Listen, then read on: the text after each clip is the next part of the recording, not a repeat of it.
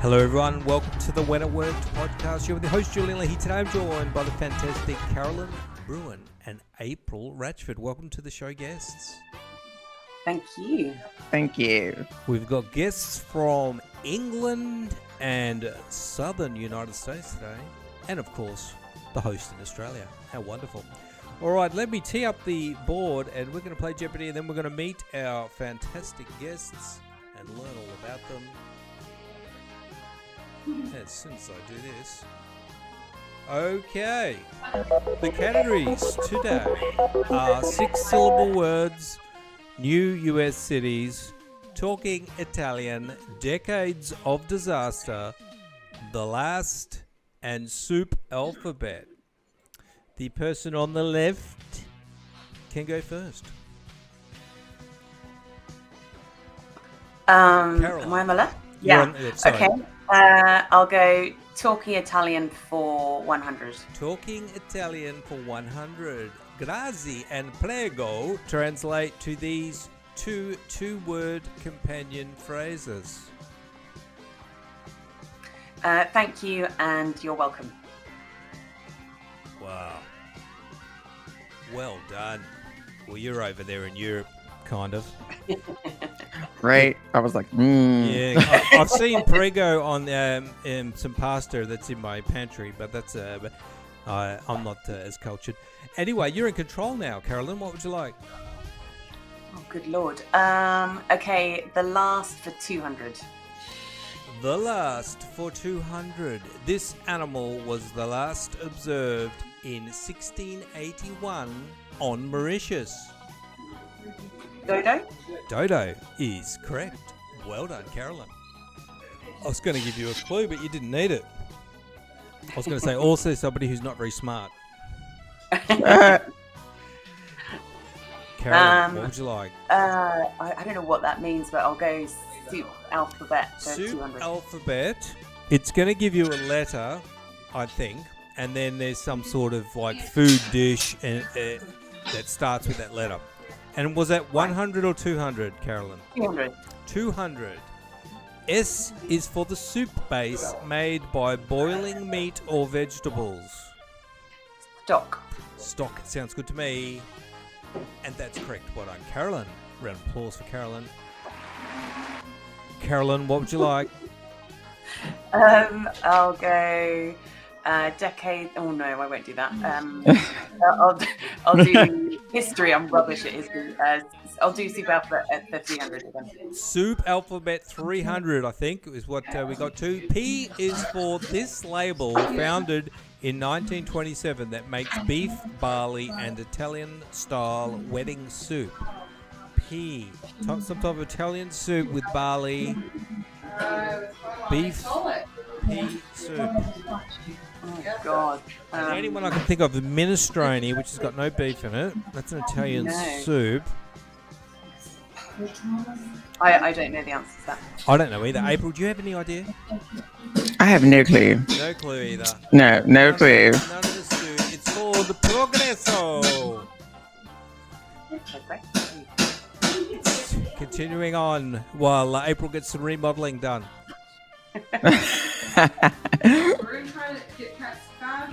Who's in control? April's in control, I think. Oh, this is Jeopardy is not my game. So, we're gonna go for, I guess, alphabet soup for 100. Alphabet soup for 100. B is for this thin soup. Swanson's makes beef, chicken, and vegetable varieties. It's a thin soup. What is broth? Broth is correct. Well done, April. Round of applause for April. April's on the board. April, you're in control. What would you like? Let's see if I can get lucky with this one. Let's go for new U.S. cities 100. New U.S. cities. Was that 100? Yes. 100. Yale University was around for 15 years before it moved to this city in 1716. Where's Yale? One of the posh, expensive areas. I got a feeling it's in Connecticut. If that helps, is that true? I don't know. Is Yale in Connecticut? I don't know. Don't listen to me. I'm not. Listen, I don't know. I have no idea. No I want to idea. say it is. What about you, Caroline? Any idea where Yale is? Um, I'm gonna go. When I see the answer, No. I'm gonna go. Oh yeah, of course. don't know. Don't know. Okay, let's take a look. It is in New Haven, Oh, there you go. which is in Well. Connecticut, isn't it? I think so. Yes. Or as my son says, Connecticut. You're in control still, April. Let's go for soup alphabet for 400. Soup alphabet 400. T is for this classic. Martha Stewart says to make it with the whole plum variety. Some sort Oh of my. tea. Oh, I know something starting with T. Have you seen Superbad with Jonah Hill? And he goes, I when am I have ever not. gonna need to make? That's my guess of tea. A tea dish that has fruit in it. But I don't know. Time's I up. have no idea. Let's take a look. My guess was tiramisu. But Okay, tart. I was Tiramisu, wrong. there you go. it's a tomato. So Martha Stewart likes the whole plum variety tomatoes in that soup. That was a tip she got from Snoop about making tomato soup. I made up that last bit. All right, April, you're still in control. What would you like? Oh my. Let's do 6-syllable words for 100. 6-syllable words for 100. Adjective for school activities that aren't class. Outside of class. They're extra to the class. They're extra to the Regular. extracurricular. Sounds good. My eyes are shot. I can't read that. Just give me a second. Extracurricular is correct. Well done, April. You are on 200 points. Well done, April. Caroline's on 500. April, you're in control. Let's go for 6-syllable words 200. 6-syllable words for 200. It's a noun meaning anything that can't happen. Can't happen. Well, it's got to be the one word. Like if I say I'm going to jump to the moon, you might say that's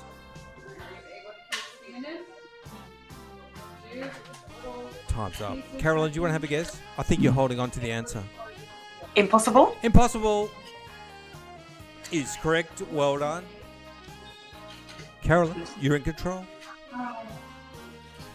306 syllable words. 306-syllable words. Heidegger espoused this philosophy that stresses individual choice. Nice. That's a great way to do it. Actually, in the bathroom. middle of I the don't know night. who Heidegger is, but individual choice. Pretty tough kind of philosophy. I fell asleep during philosophy. Let's take a look. Yeah. It is existentialism. Existentialism. Oh. Okay, if you say so, Alex. You're in control still. Carolyn, what would you like? Nice. The last for 100. The last for which one? You do well. 100. Oh, sorry, the last. Gotcha. The end of US TV ads for these was postponed to a day, January 1, 1971, to get some last ones in during football games. There was a type of ad that they were no longer able to show. There's some updates on your computer this morning.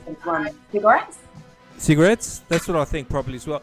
Are they allowed to have booze ads in the United States, April? Yes. Yeah, they still do, don't they? Yeah. Same as in Australia, but no cigarettes. Let's take a look. Cigarettes is correct. Well done, Caroline. You're in control still. The last for 300. The last for 300, the last of these sent by Western Union on January 27, 2006 included birthday wishes and condolences. It was like before email in the Wild West days. Something would happen and they would get on this little thing and go, Nice. Tuck and roll. Do that again. You can't have a video. and when you turn 100 in Australia, you get one of these from the Queen. You used to. Oh, a letter. Oh, okay, letter. I thought you got a telegram. Oh, I just gave you the answer. Let's take a look. Yeah. Yeah, the answer is telegram. Julian gave it away. Bad. Actually, I've got to do this one. Do I have to put a ram in for you? All right. You'll be able to hear that in replay. All right, you're still in control. Carolyn, what would you like? I'm sitting there Syllable word for making 400. my life choices. 6-syllable word for 400 to have an insufficient amount of startup cash for a business enterprise. I'm gonna buy. Well, I haven't. Wait, I'm sitting on my second. Like, I haven't had a look at 6-syllable word. Goodness. This is a tough one. Some of these are really tough. I mean, if Yeah. you have a startup and you need to get investors, you're not bootstrapped. So if you're bootstrapped, you've got enough money for everything. Yeah. Who knows? Unicorn. No. No. Let's Don't know. April, do you know that? No, this is why I work in healthcare. Undercapitalized. Well, I mean, that's just one of those things. Oh. It's not even really a thing. You could be any different word would be the correct answer. I don't like that question. I would complain. You're in control still, Carolyn. What would you like? The last for 400. The last for 400. Francis II was the leader of this empire when it was dissolved in 1806. Now, this is European history, I would imagine. And, Yeah. so they had an empire, and it was kind of around... Roman. Sorry, what was that? No. No, What? Romans wrote. Romans were long gone in 1806. I know, yeah. There is another one that was kind of around the Austria-Germany region. Yeah, Ottoman. That's another one. Do you want to have a guess, April? I'm gonna say Prussian. That's something. That's a good one. That was one of the ones I was thinking. Let's take a look.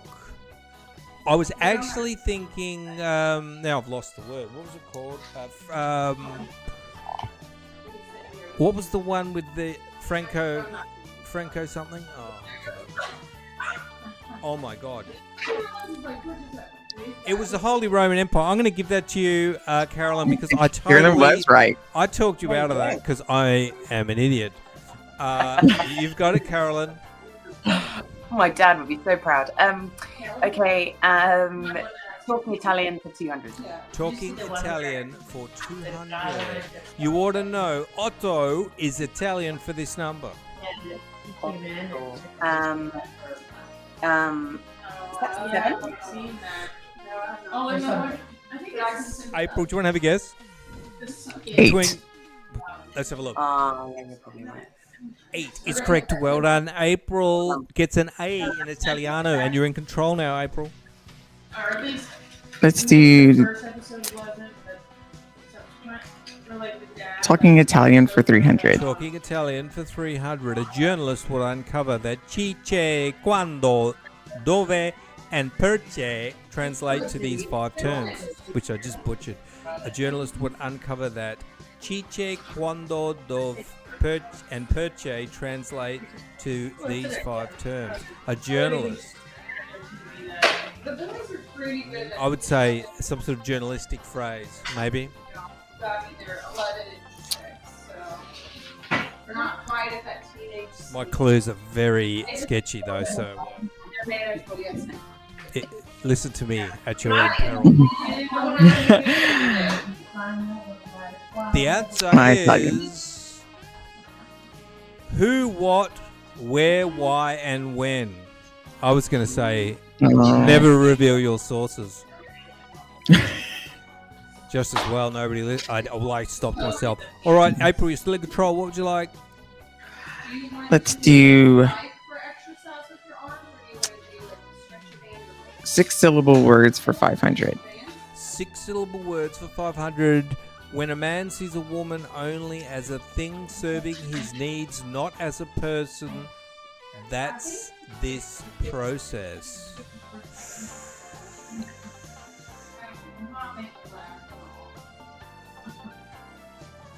Well, what is that? Is it kind of chauvinistic?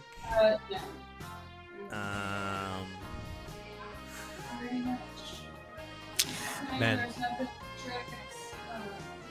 Process. I don't know what that is. Process. Let's take a look at the answer.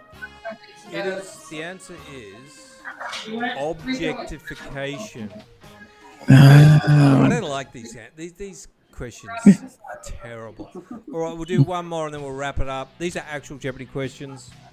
I don't know how they got through. You're in control, April. What would you like to finish on? I think you're in control. Let's do new U.S. cities for 200. New U.S. cities for 200. The 33-story World Trade Center building rises.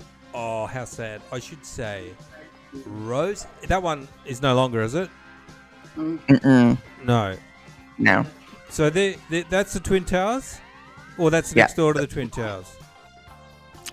The World Trade Center is the Twin Towers. Yeah. Twin Towers. Okay. So the Twin Towers used to rise at the south end of Canal Street in this city, y'all. I'm walking here. New York. New York. That's the World Trade Center. So is there one in New Orleans? There should not be one in New Orleans. Oh, well. That's what it says. 33-story, the south end of Canal Street. So Canal Street is in New Orleans. There must be another one. Well, let's wrap things up. There's a few sketchy questions in there. And we've got Caroline on 1200, April on 400. Thanks to our guests. All right, let's turn the music off. Carolyn, tell us a bit about what you're up to. I saw you did some neuroscience stuff and coaching. Is that a good sort of summary in 2 words? Neuroscience and coaching. It's not bad. So my business is brain powered coaching, and we focus on the neuroscience of confidence. So work with corporates and individuals to help them with confidence programs, executive coaching, and various courses. And what types of people do you find? What types of businesses are attracted to becoming more confident? And what types of people, what types of roles? Yeah, well, so it's interesting because my background is investment banking. And so the reason I got into this was because I saw particularly women really struggle with confidence. And that was what took me down the path of building the business. Having said that, though, I have since found that I've been working with an Australian company, actually, a company called A.B. Jennings, and they rolled out my program to the women in the organization and then expanded it to the men as well. And now nearly over half of their entire company, including the senior leadership team, have gone through the program. And that's because their CEO, who is ex-Wallaby captain Phil Kearns, wants a confident organization. Yeah, you'd be familiar with him. Yes, absolutely. So Phil is really committed to having a confident organization and understands the value in that in terms of risk taking, how the brains in the organization show up, problem solving, creativity. So something which started with something which was very focused from a diversity, equity and inclusion perspective is actually expanding way beyond that. Yes, and it's funny that you started out targeting women, and women in my experience versus men will basically bullshit their way through something, even if they're not confident about it. Women will go, actually, I don't know how to do that, and they will be honest. And in some ways, the bullshitting gets rewarded. Would you agree with that, Caroline? Yes. Yeah. So what's really interesting is that you're bang on. the research that we found is that men and women both suffer with lack of confidence, but men do they say, I'll just do it anyway. Yeah. So whether that's driven by more testosterone, that would imply it, because they're more likely to take personal risk. But lots of guys say to me, don't tell anyone, but I actually really lack confidence. Yeah, I don't know what I'm doing. Well, if you've ever worked with executives and stuff, and you get a little tiny peek behind the curtain, you will go, wow, these guys are idiots. Not all the time. I shouldn't say that. But yeah, no, that's very interesting. And it's interesting also that it's proven to have a cross purpose, and it's useful for anybody. And what do they do specifically at that organisation? What type of stuff does Phil Kearns do, just so I can get an idea of the types of businesses that are putting this into practice? Yeah, so AV Jennings are a property company, so they do large scale building property for individuals, so not commercial property.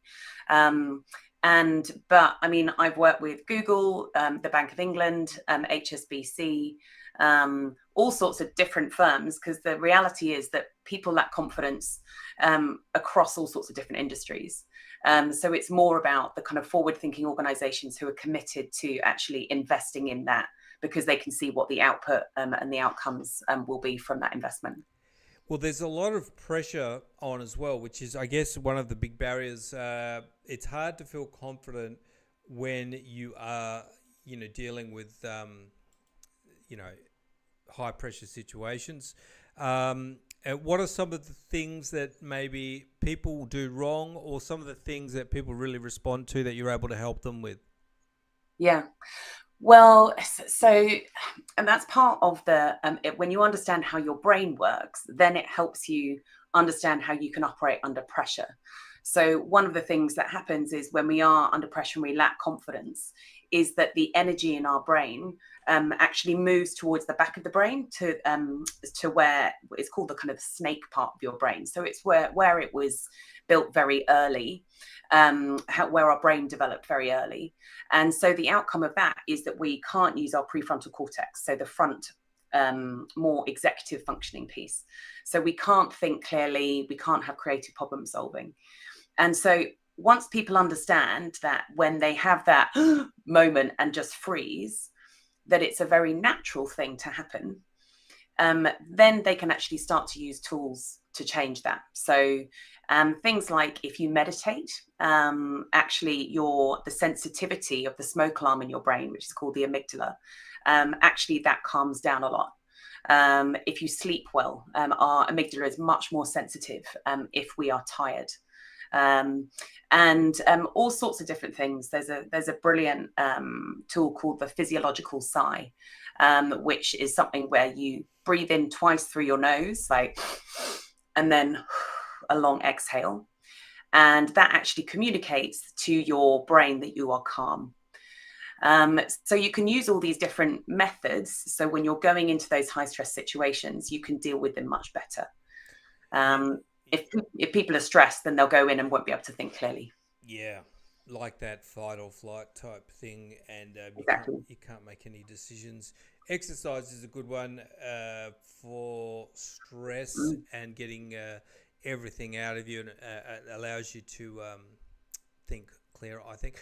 And Caroline, if people want to check out what you're doing, how do you go around and you talk to businesses?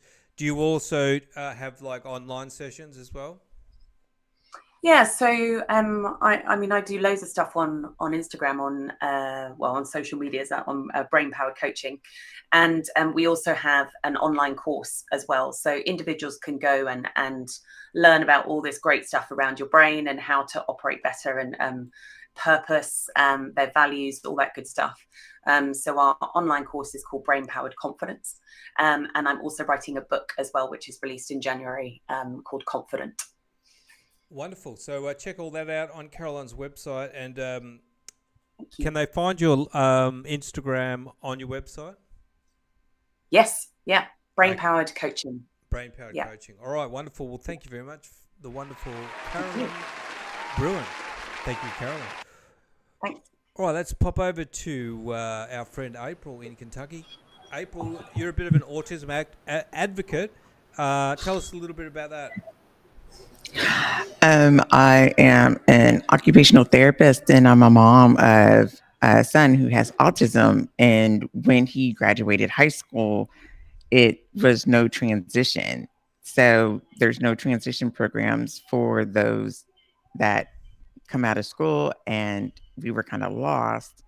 And I didn't want other parents to feel as lost as I did. So I started a podcast called Adulting with Autism to kind of Yes. give parents a guideway. And, there are lots of possibilities for people with autism. Like my brother-in-law's got autism, and he does work where some sort of writing thing. I don't know what it is, but he writes books and stuff. I think it's like a supported pathway. But he's just so happy doing it, and he because he's creative. A lot of autistic people like to make stuff and write stuff and draw and all of that stuff. And what did you find? What did you end up sort of finding for your son, April? Well, he's going to a transition program in Bloomington, Indiana, that specializes for autistic people. So it's called college internship programs, where they have either the pathway of going on to college, or they can just focus on their careers. But there's other things that they can do. It's just finding those avenues, which is really hard because here in the States, they don't really focus on what to do after high school like they do typical peers. Yeah, I can imagine. And I mean, it takes a little bit of understanding from the employer as well. I mean, because autistic people always have certain quirks, but if you can just find somebody that understands and is not going to freak out, then they can work quite well and fit in quite well to a lot of places. Well, that's great. I hope that things go well for your son in that program. And as an OT, do you work with a lot of autistic people primarily, or is it just one of the things that you do? It's just one of the things I do. I specialize actually in geriatrics and rehab. So I just help push information out there. It's just a passion of mine since I'm autistic, undiagnosed. My dad's undiagnosed autistic, and all the kids in my family are autistic. But my niece and my nephew graduated from college, and then my younger nephew also has it. So and all of those people, the nephews and that, are all autistic as well. Mm-hmm. What did they graduate from in college? My nephew graduated with a technology degree from a historically Black college. My niece graduated with her psychology degree. And so she works in healthcare. Cool. From Eastern Kentucky. Oh, that's great. And there's lots of options out there. And if you want to find out what April's doing, the podcast is called Adulting with Autism. When did you start that, April? I just started it in January. In January, you said, yeah. Okay. So, yeah. and you're putting out episodes every month? I put episodes out twice a week. Oh, that's pretty high volume. Yeah. So, tell me about it. Yeah. You didn't realize what you're getting yourself into. I had no idea. No idea. Well, just keep going, and eventually it'll start getting traction, and people will start contacting you and saying, that's great, would you be able to do this? All sorts of things happen from podcasts. Well, that's wonderful. That's a round of applause to April and Caroline, and thanks to our wonderful guests. I'm going to wrap things up today. I'll put the details of our guests in the show notes if you want to reach out and get in contact with them. Thank you again. See you next time.